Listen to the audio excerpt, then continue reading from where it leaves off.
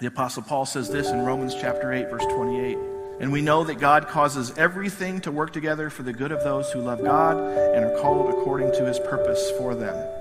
So Paul says that no matter what happens in your life, no matter how bad, no matter what it is, no matter how long you've been waiting, somehow God will use all of that for good in our lives. And the bottom line is we're probably never going to understand what that really means. But God says he does. So we just need to accept that. We need to just realize, okay, God, you're telling me that thing I'm dealing with right now, this thing that really stinks, that I just wish wasn't in my life, you're telling me somehow this is going to make good out of this? Okay, I'm going to trust you because I sure don't see it. And that's what we need to do. Some things we just won't understand. But we need to accept that because we're not always going to understand the waiting. Let's look at the next verse, chapter 11, verse 6. Plant your seed in the morning and keep busy all afternoon. For you don't know if profit will come from one activity or another, or maybe both. So he started out by saying, don't be paralyzed by waiting for the perfect weather, or we could say, don't be paralyzed by waiting, but instead, what did he say? Keep busy, keep working, keep doing something. If you're not paralyzed, that means you're doing something, even while we're waiting. Because waiting doesn't mean doing nothing. You've got to understand that.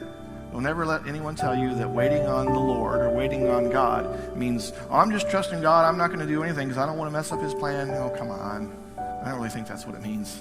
It just means that we need to wait and trust for him to do something. At the same time, Solomon says, keep doing something. So we're going to talk about what that might look like. And there's a balance here.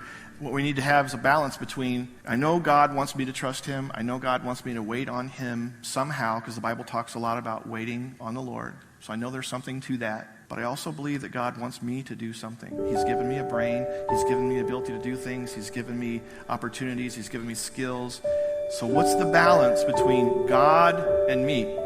And that's probably a question none of us will really ever fully be able to answer. But one of the things to think about would be, if I'm trusting God, but I believe that I'm supposed to be doing some things, then I need to balance what I do with trusting God so that I'm not sort of tipping the scales and now I'm trying to be God and now I'm really trying to take control of the situation completely and I'm not really trusting God. So it's more kind of all right, I'm trusting God, but I think, maybe this is something I should do. We'll talk a little bit about this more, about how you can figure that out. But it's a balance between trusting God and knowing that we need to be doing things too while we're waiting, not just sitting still. Sometimes God actually wants us to be part of the solution. When we're waiting, when things are going on, we have a part to play in that, and you need to understand that. Don't just get lazy.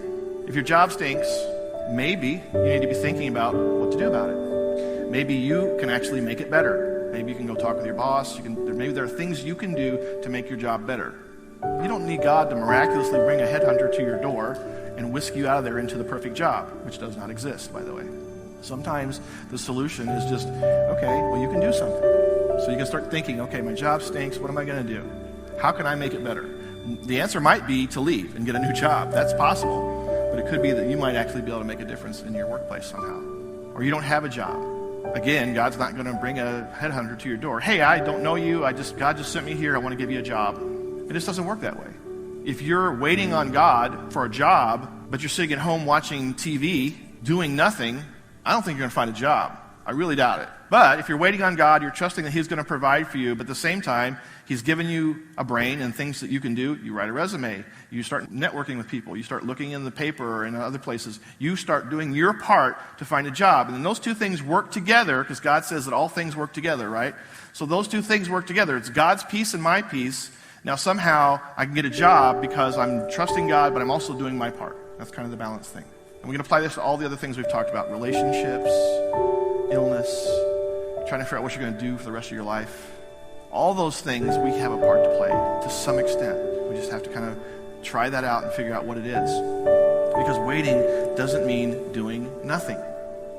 Now, we're really big on application here at Journey. We talk about it a lot because application is what really makes the difference. You come here and we sing and we study the Bible and you leave and you never really do anything with it, your life's really not going to change much. And after a while, you'll kind of give up because nothing's really changing. But I'm telling you, if you apply these things to your life, if you really take the things that we talk about and really apply them to your life, it will make a difference. I promise you. I know it's changed mine. It's changed a lot of people here. And it's like, ladies, if you go and you buy makeup and you take it home and you leave it in the package, wow, that's really not going to help, is it? Not that any of you need makeup. You're all beautiful. Just want to make sure you understand that. But I mean, you understand, right? I mean, you spend $20 on a makeup thingy, and I don't know what they are, and some makeup thing, and you take it home and you never apply it, it doesn't make any difference. Well, the Bible's the same way. Studying it, memorizing it, all these things don't make any difference if we don't do anything with it. Guys, it's like buying a new set of tools, and you put them in the garage, and you never open the box and take it out of the wrapping. They're not going to help you, are they? No, they're not.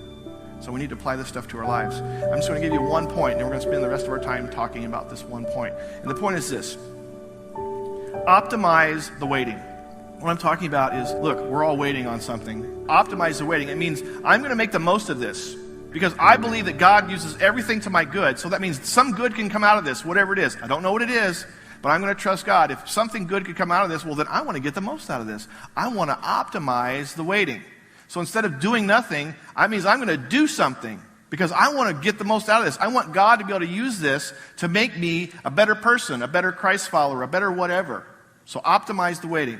It could be an opportunity to grow spiritually. I could grow in my trust of God, my faith, my understanding of God. Something good could come out of this, and I want to do my part to make sure that happens.